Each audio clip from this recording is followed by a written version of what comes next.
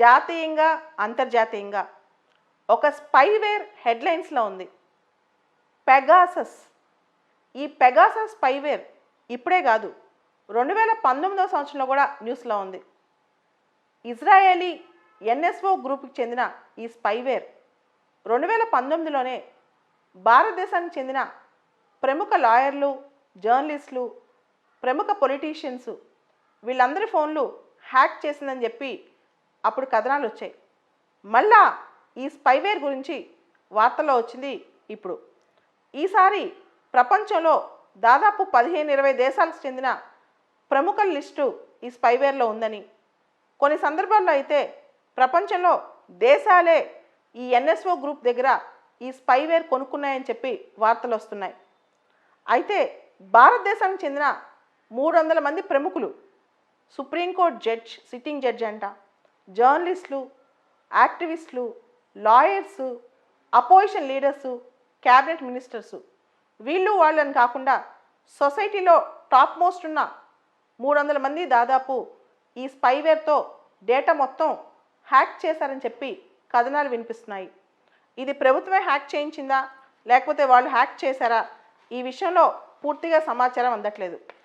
యాక్చువల్గా ఈ డేటాని ఫ్రెంచ్కి చెందిన ఒక మీడియా ఎన్జిఓ, తర్వాత ఆమ్నెస్టీ ఇంటర్నేషనల్, ఫ్రెంచ్కి చెందిన ఒక మీడియా ఎన్జిఓ చూస్తే మనం ఇక్కడ forbidden stories non profit NGO, దాంతోపాటు human rights group Amnesty International, వీళ్ళకి ఈ వార్త అందింది. ఇంకా నిన్నటి నుంచి వాషింగ్టన్ పోస్ట్లో, ఇండియాలో ద వైర్లో చాలా చోట్ల ఈ కథనాలు ప్రచురితం అయ్యాయి.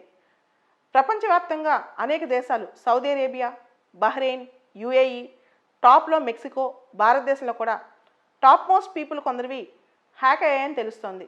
అవి వాళ్ళ ప్రభుత్వాలే హ్యాక్ చేయించినాయా లేకపోతే స్పైవేర్ వాళ్ళ కంపెనీ వాళ్ళు ఎన్ఎస్ఓ వాళ్ళు హ్యాక్ చేశారా, పూర్తిగా సమాచారం ఇంకా లేదు.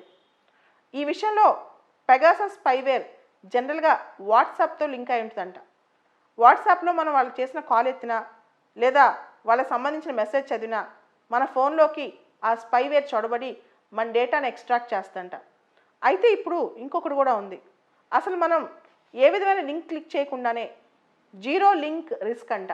అసలు ఏమి లింక్ మనం క్లిక్ చేయకుండానే ఒక్కొక్కసారి మొత్తం మన డేటా కూడా హ్యాక్ చేసే అవకాశం ఉంది. మనం చూస్తే ఇట్లాంటి స్పైవేర్లు ప్రపంచంలో కొత్త ఏం కాదు. 2019 చివరిలో ఒక టాక్ చాలా ఎక్కువ ఉంది.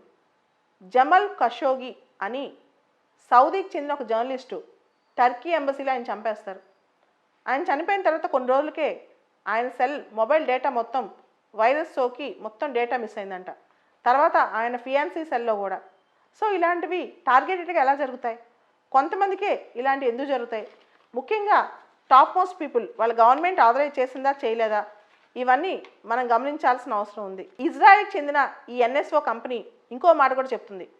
దాదాపు 60 దేశాలకు సంబంధించి వాళ్ళ ఇంటెలిజెన్స్, మిలిటరీ అధికారులు తమ కస్టమర్స్ అని. ఈ మాట కనుక నిజమైతే ప్రపంచంలో ఇంపార్టెంట్ డేటా మొత్తం మన ప్రభుత్వాల చేతిలోనే ఉంటుంది.